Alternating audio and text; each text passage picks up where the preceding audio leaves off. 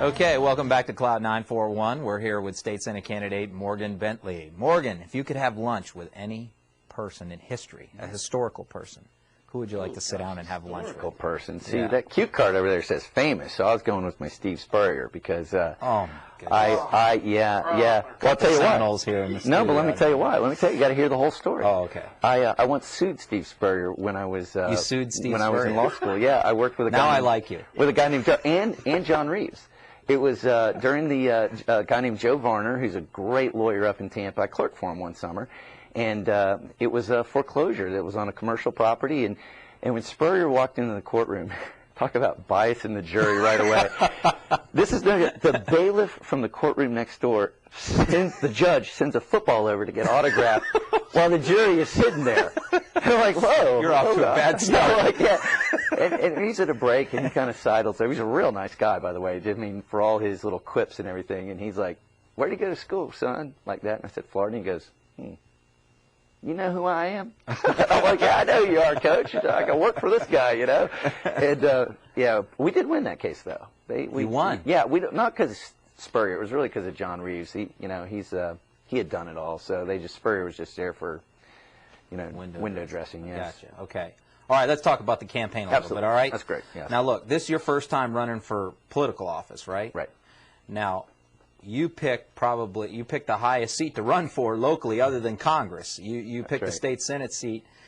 First time running, usually people kind of, when they run, sort of work their way up to an office. You picked a big enchilada right off the bat. Why did you pick such a difficult office to run for your first time out of the chute? Because it's the most important. I mean, it's the one that is the gatekeeper for state politics. I mean, the House of Representatives is very much like a, it's got 120 people in it, and so they can enforce party unity. The Senate is more what you can do with your own persuasive skills. If you can persuade other senators, they will move regardless of party. So it's the most fluid of the chambers, and that's what I like. I think that's what I'd be good at.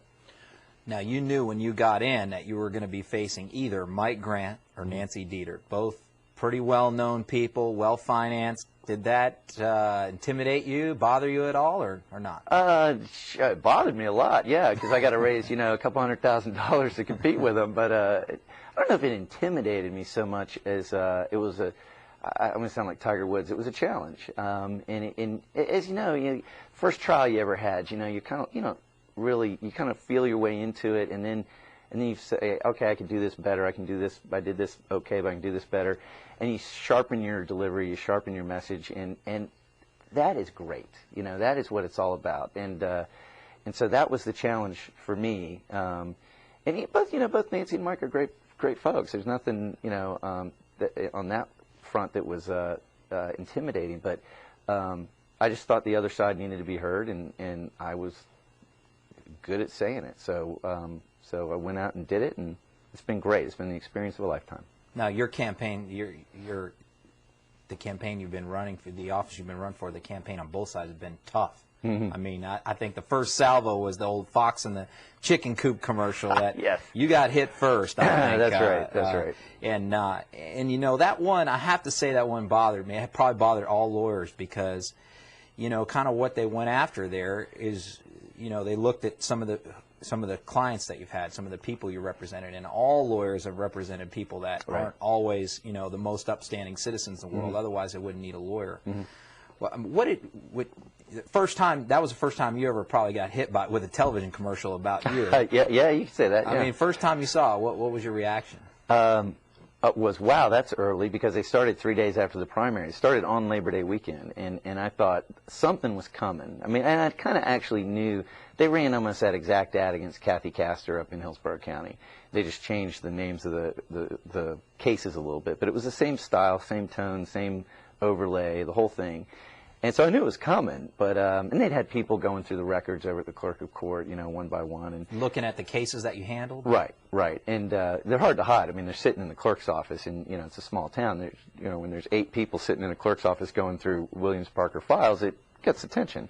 So I knew it was coming, but I never thought it would be that early or that heavy. I mean, it was cable and network in 2 different markets right away at full blast. So.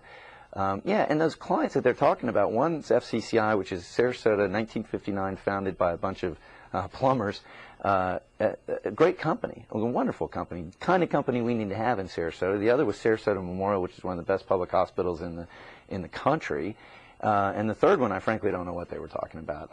I figured it out now, but I mean, when you talk about landlords, we represent people that have thousands and thousands. Slumlords. Slumlords, that's right. Yes. That's what they said. I mean, we have, yeah. You represent slumlords. Yeah, I mean, so yeah, we had one guy that has 1,100 units. You know, I'm sure there's arrests in one of those units, and that one I couldn't quite figure out. But the other two, I thought, you know, that's not really. So they actually had people in the clerk's office looking at cases you handled from the past and right. kind of pulling them out. Right. Do you think that that's fair to kind of look at a lawyer's clients, the people that he's represented, and kind of attribute whatever they've done to the lawyer? No. It's like saying to a doctor, you know, oh, well, you represented or you treated a guy who went to jail one time, so you must be a jailbird yourself. That's ridiculous. I mean, or an accountant or an engineer or, you know, or a lawyer. It's simply preposterous.